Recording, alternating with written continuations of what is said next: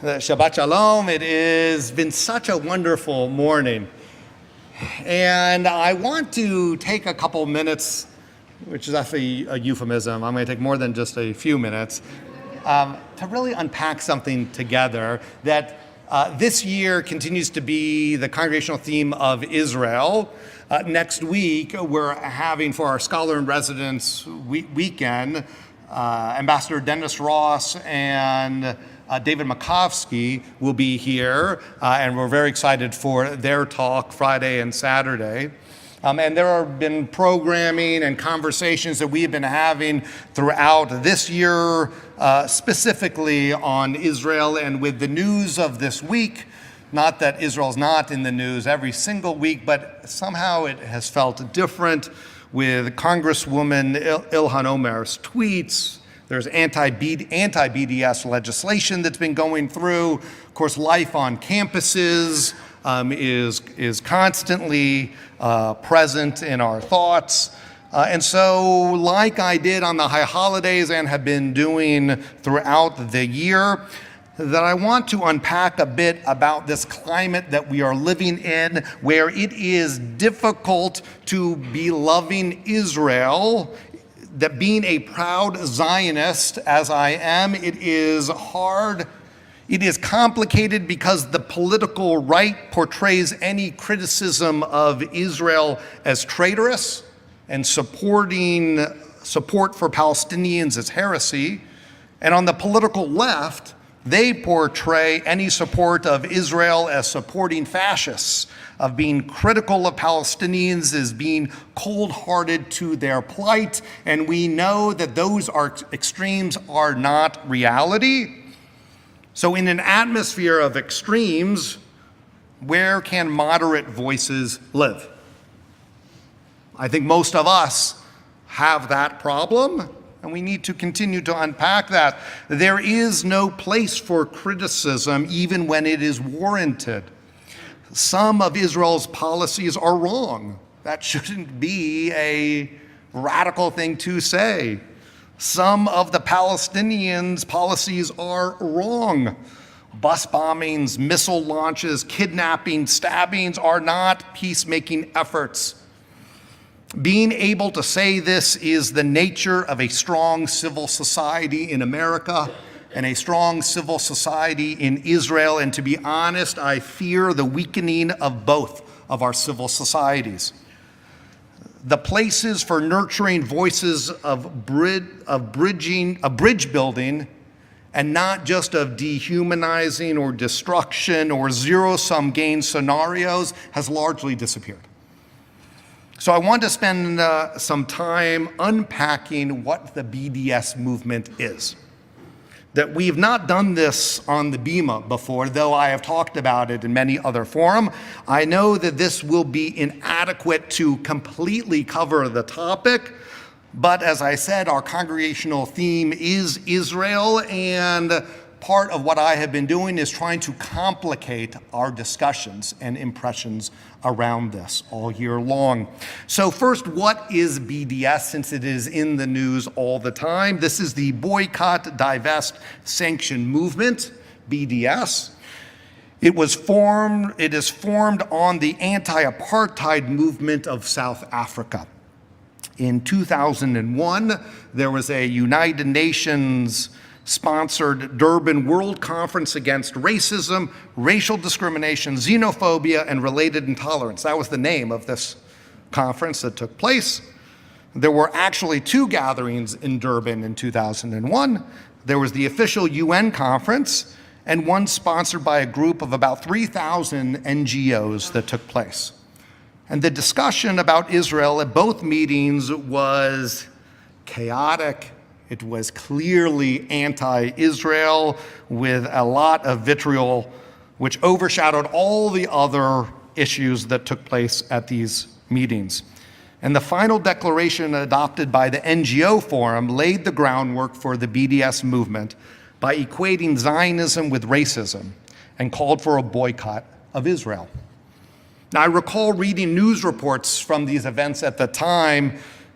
In a news report, when they wanted to hold the Durban II conference, the follow-up of this one. The United States and Israel boycotted, ironically that word, they refused to go because the first Durban conference was so hate-filled that the US and Israel, Germany, Italy, Poland, Australia, Canada, New Zealand, and the Netherlands all refused to participate in Durban II because it was such, Durban I was so focused not on issues, but of Israel hatred, they wanted nothing to do with it. So for whatever reason this week, I decided to read through the 62-page report from the conference, and it denounces horrible things that took place and continue to take place around the world. It talks about human trafficking, it talks about lots of horrible things that were happening, and it talks about regions of the world in which these take place. Literally, the only country that is specifically named in the writings of this, which country do you think it was that was specifically called out? Israel. Right? Just to give a sense as to what that multi-day conference must have been like. Every other horrific thing around the world is just defined by regions. The only country that is specifically called out is Israel. So thus BDS started. So there are two descriptions I want to give at BDS. One is by pro-BDS supporters, and the other are by what I'll say are pro-Israel or anti-BDS supporters. So the best place to start is by the founder of BDS, Omar Barghouti, who's the founder of BDS, and he describes BDS like this. He says, quote, BDS is a nonviolent human rights movement that seeks freedom, justice, and equality for the Palestinian people based on international law and universal principles of human rights. As such, BDS has consistently and categorically rejected all forms of discrimination and racism, including anti-Semitism, as well as dozens of racist laws in Israel, is how he describes it. Who could be against that? Right? That here is a description of history that BDS puts forth. So you will decide if it supports those aspirations or is different. So this comes from a website called BDS Movement, and it describes history like this. Israel was formed in 1948 through the brutal displacements of nearly 800,000 Palestinians and the destruction of more than 530 towns and villages. You get where this is going? This premeditated ethnic cleansing is known as Al-Aqba, the catastrophe. Since then, Israel has implemented a regime of settler colonization, apartheid, and occupation over the Palestinian people. During and since its foundation in 1948, Israel has set out to control as much of the land of historic Palestine as possible and drive as many of the indigenous Palestinian population from the land as it can. Israel's oppression of Palestinian involves settler colonialism. Zionism seeks to establish a distinct new society, take over control of land and resources, and forcibly remove Palestinians, end quote. It leaves out a few things. It leaves out the wars that the Arab nations initiated against Israel. It leaves out peace deals which included statehood, multiple peace deals that included statehood for Palestinians.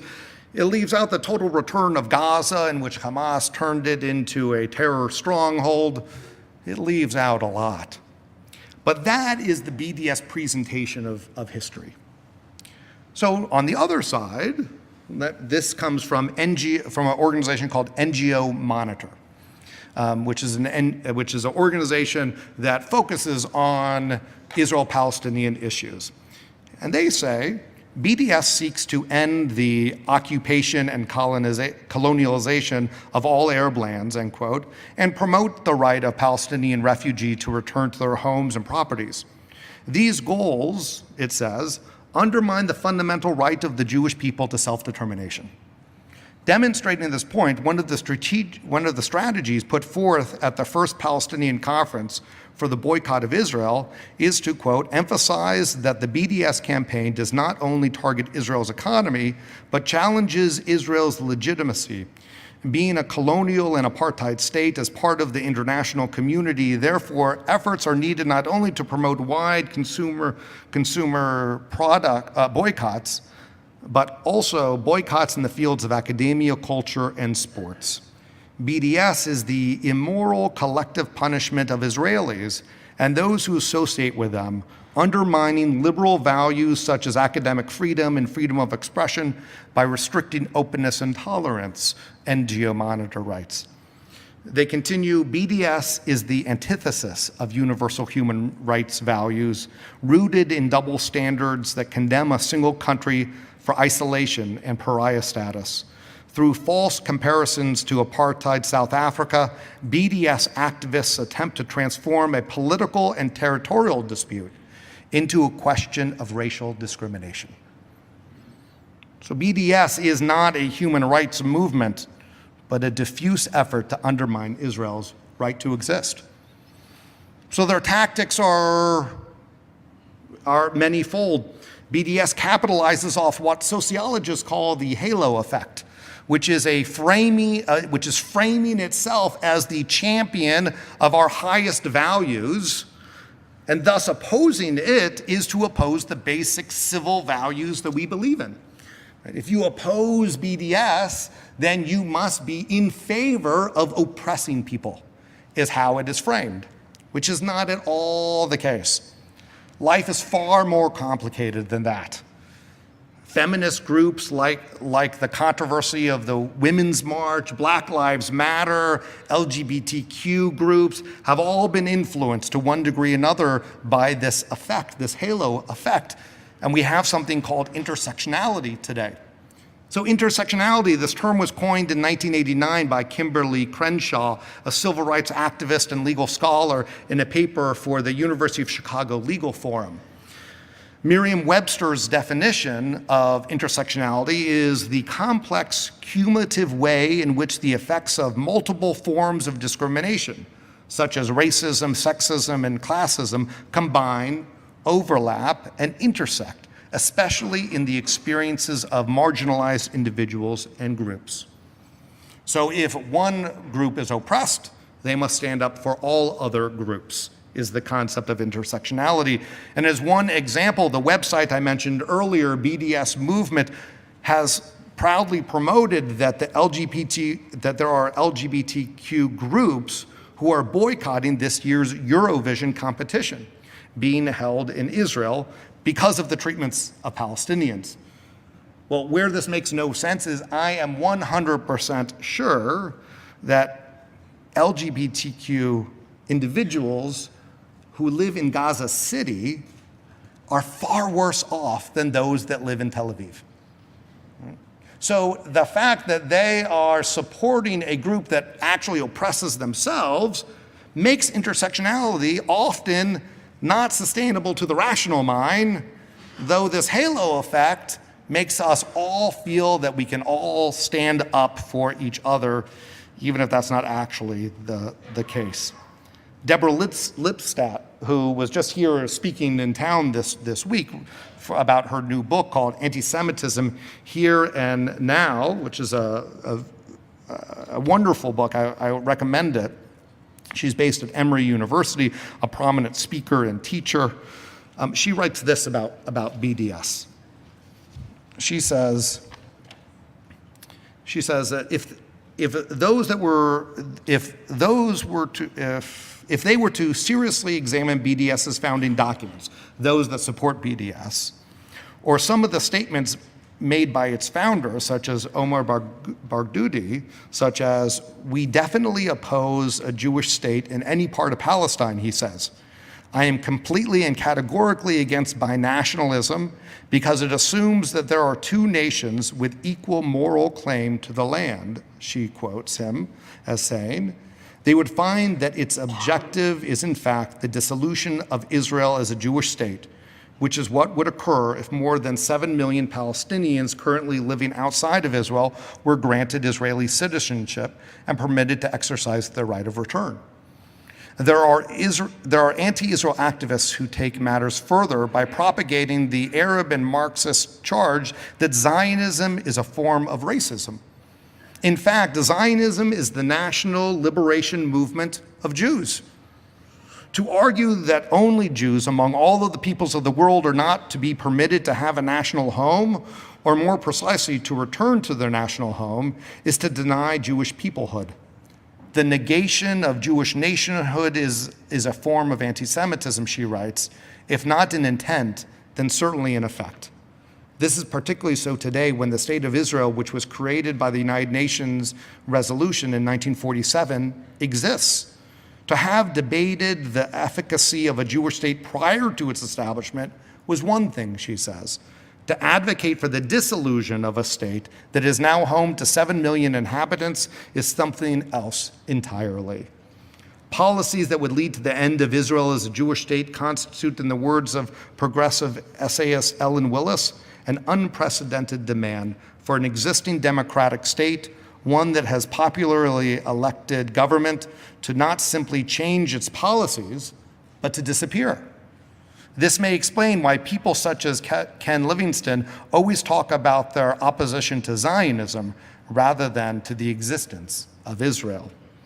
It's easier to oppose a movement than it is to end a nation state. So many anti-Israel activists contend that the fact that Israel is a country with an established state religion renders it archaic and thus justifies its dissolution. They are strangely silent on the validity of the non-democratic Islamic theocracies in the same neighborhood, though.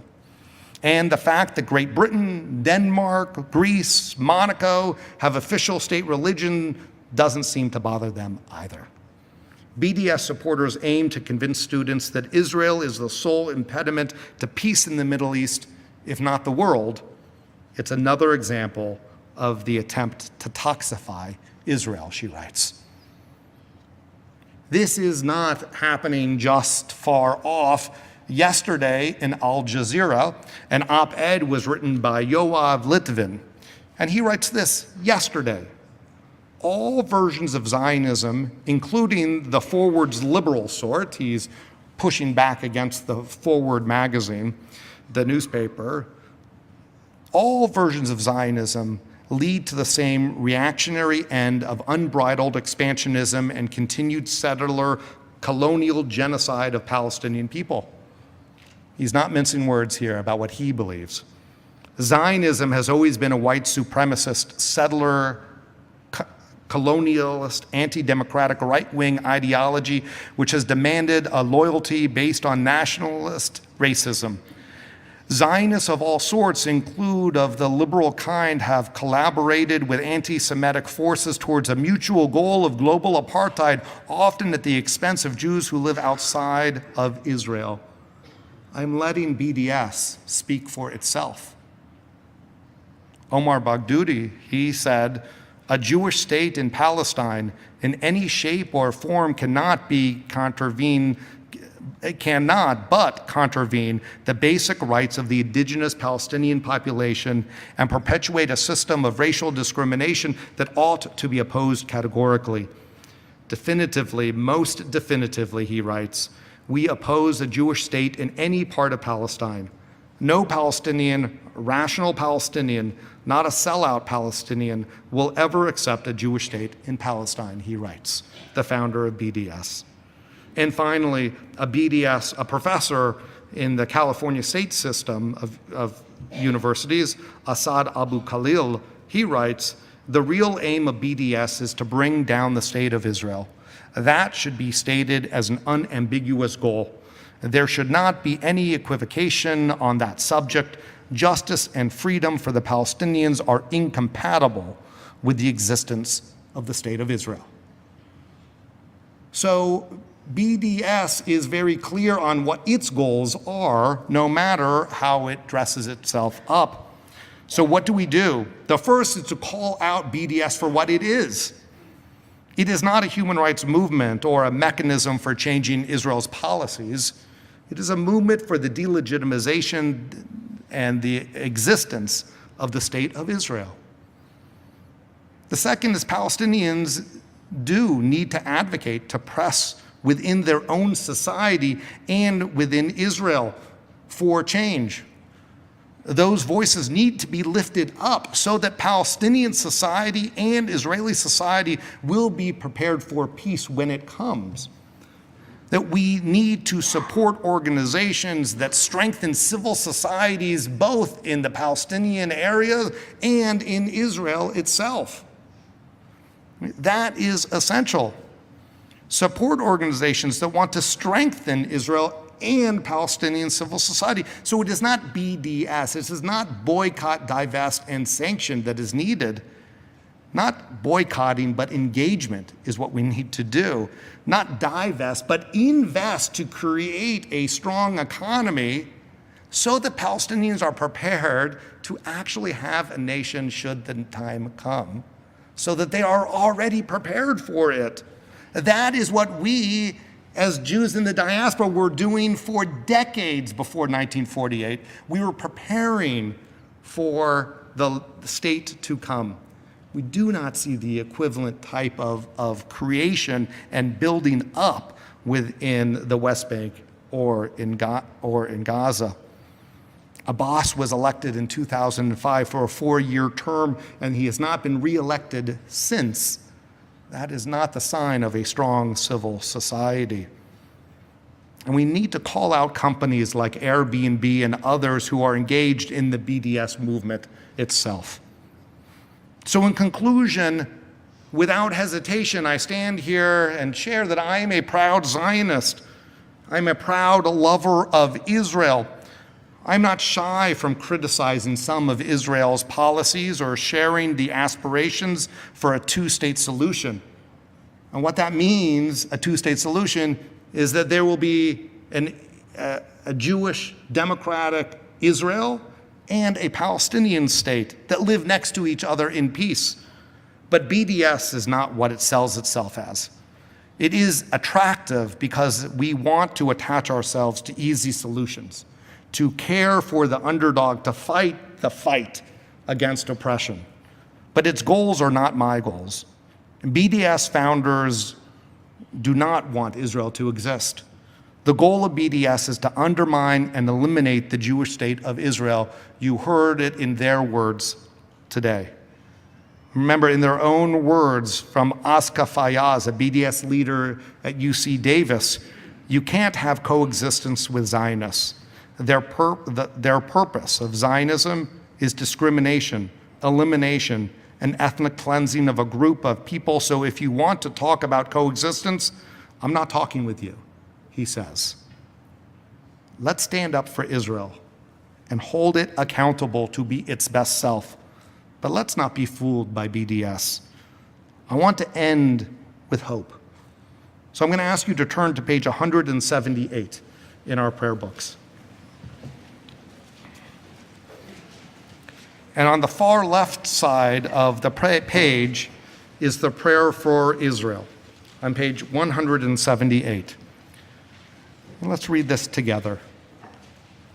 Sovereign of the universe, accept in loving kindness and with favor our prayer for the state of Israel, her government, and all who dwell within her boundaries and under her authority.